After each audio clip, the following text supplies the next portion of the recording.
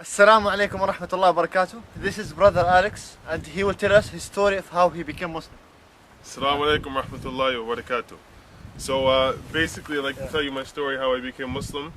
I'm from Halifax, Nova Scotia originally. I was born and raised. My father is white from Prince Edward Island, which is another province of Canada. Okay. And my mother is black from Lucasville, which is a community in Nova Scotia. Okay. So I guess to start with my story, basically I used to live in Dartmouth, which is across the harbour from Halifax, part of the HRM, Halifax Regional Municipality. Okay. And I grew up there, and there was a large family of Pakistani Muslims there, and I was friends with them, so I started to learn from them a bit. One of the brothers became very religious, so I started to see from him going to the mosque, praying, How old were memorizing you at that Quran. I was about 16, I think, at that 16. time, So, when I first became interested. So I started to ask him a few questions. And what's your background? Religious background? Oh yes, I was. My mother was a Baptist Christian, so I went to church with her.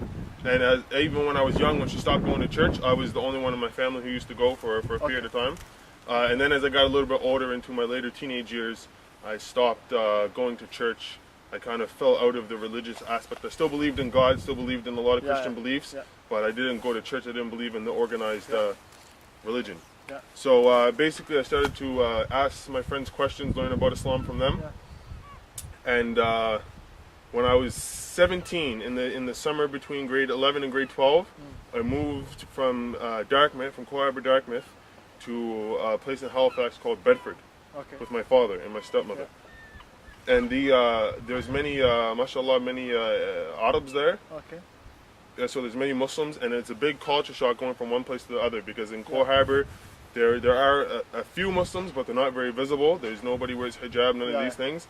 And in Bedford, there's many Arab, and you see a lot of Muslims, and you can identify them as Muslims.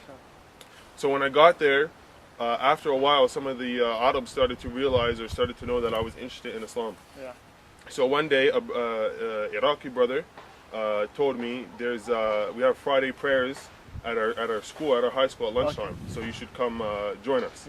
So the next Friday, I came, and alhamdulillah, it was a very good experience. The khatib there, or the person who gives the sermon at the Friday prayer, was a young guy, and he was very hospitable, very welcoming.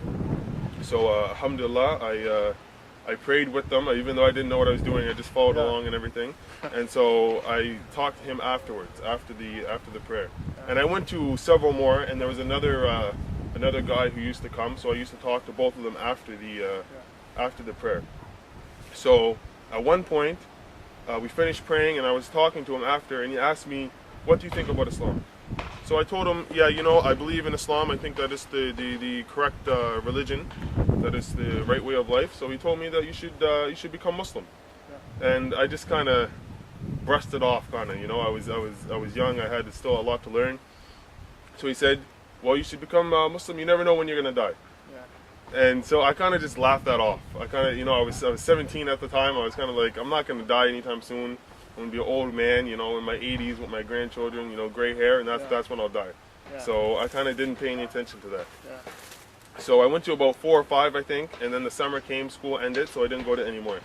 And one day in the summer, this was August, early August, I was working at Dairy Queen, and we got a call at work as we were closing, and the supervisor came and told us there was a car crash, and Khalid died. And Khalid was somebody who worked with us. He was a Palestinian Muslim brother. He was somebody who worked with us there for a short time at Dairy Queen. Yes, and he went to school with me. I was friends with him, and we graduated together. So when I first heard this, I didn't believe it. So I called the other supervisor who had called to tell the news, and I could tell on the phone she was telling me she was crying, so I knew it was true. So it didn't really hit me at first, but I remember on the way home, as I was walking home, I kind of just broke down.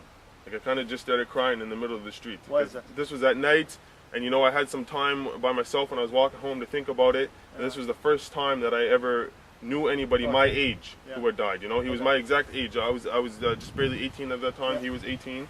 We graduated together. So subhanallah, hit me very hard. So they waited a few days to have his funeral because his parents were in Saudi Arabia. So his parents got to Canada and they had the funeral. So the day of the funeral, I went to work in the morning and got off early to go to the funeral in the afternoon. So I remember somehow I'd learned about wudu, about the ritual ablution that we make before we pray. Yeah. So I asked my friend, I called my friend on the phone and I asked him, I learned about this thing, how do you do it? So he told me how to do it. So I made wudu and I got dressed and everything and I left. My friends picked me up and we went to the mosque in Dartmouth. They prayed Salat al-Janazah, the funeral prayer over him. I didn't pray, and then we proceeded to Truro, which is about an hour away, 40 minutes away, to the Muslim burial ground to bury him. So when we finally got to the graveyard, it was very emotional. His brothers were there, his family was there, everybody. A lot of young people, everybody was crying. And when they finally buried him, they put all the soil over him, they put all the dirt over him. And I was crying a lot at this point because I just saw him get buried. So I was crying so much at this point. And I'm crying and all these things, and I turn around and I see the sheikh who was telling me, you never know when you're going to die. You should accept Islam now if you believe it's the truth because you never know when you're going to die. Yeah. So as soon as I saw him, subhanAllah, that was a sign from Allah that, you might die soon. Yes, I could die at any time, and what he said was correct. Yeah. So as soon as I saw him, I decided, okay, I want to become Muslim now. I already believed in it, so there's no point in waiting. Yeah. So I told him I want to become a Muslim, but subhanAllah, he was very busy. He's the one who washed the body of my friend. He's the one who brought his family to the graveyard. Yeah. And he was very busy with these responsibilities. He had to take the family back. Yeah. So he kind of just left me. So now I'm sitting there and I'm just wandering around crying and all these things, and I see the other sheikh who used to give the khutbah there. Yeah. So he sees me and he says, "Oh, how you doing, Alex? It's nice to see you again. I hope you're still learning about Islam." So I told him, "Yeah, actually, I want to become a Muslim." So subhanallah, right then and there, that we were standing in front of the masjid, in front of the mosque, which is right beside the graveyard. Okay. And I just took shahada. I said, "Ashhadu an la ilaha illallah wa ashhadu anna Muhammadan Rasulullah." There is no deity worthy of worship except Allah, and that Muhammad is his last and final messenger. So this is when I took shahada, alhamdulillah.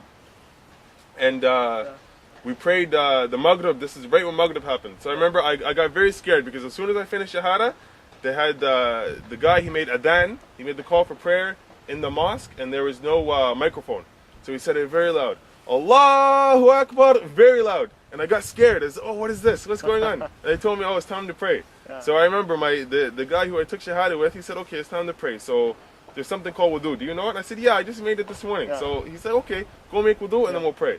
So I remember I went to the bathroom and I was trying to remember how to make it, but I forgot. So I was trying to remember all the steps, and by the time I finished making wudu, they already finished praying. Oh. The Jama'ah already finished praying. But he waited for me, and we prayed together. Yeah. And alhamdulillah, ever since that brother was very helpful to me. I met him like the next day and every day after for like a week. Yeah. He taught me Surah Al-Fatiha. He taught me the basis of Islam, alhamdulillah, and it's history from there on out. MashaAllah. Which year was that? This was 2006. I believe it was August 5th. MashaAllah. August 4th, I think. Now it's 2011. That's mean 5 years? Yes, alhamdulillah. MashaAllah. 5 years to be a Muslim. Alhamdulillah. And are you more convinced now that Islam is the truth? Or?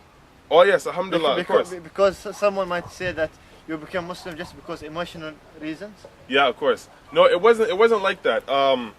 People might think that, but I was already convinced by what I learned about Islam before that it was the truth. I just needed a push in the right direction. Okay. So this realization that I could die at any point was a sign for me that if I'm convinced about it, I shouldn't wait until I'm 20 or 30 or 40 or 50 because I don't know if I'm going to live that long. Yeah. So I just accepted it at that time, and I put a lot of effort into studying the Deen and the basis of Al-Islam, and now I'm even much more convinced than I was before because I saw all of the proofs and the miracles of Islam in the Quran and these sort of things. So alhamdulillah. Yeah, and how's your life after being a Muslim? Alhamdulillah, it's very good. Honestly, really? Yes, alhamdulillah, of course. It gave me Islam gave me like a direction in life, Okay.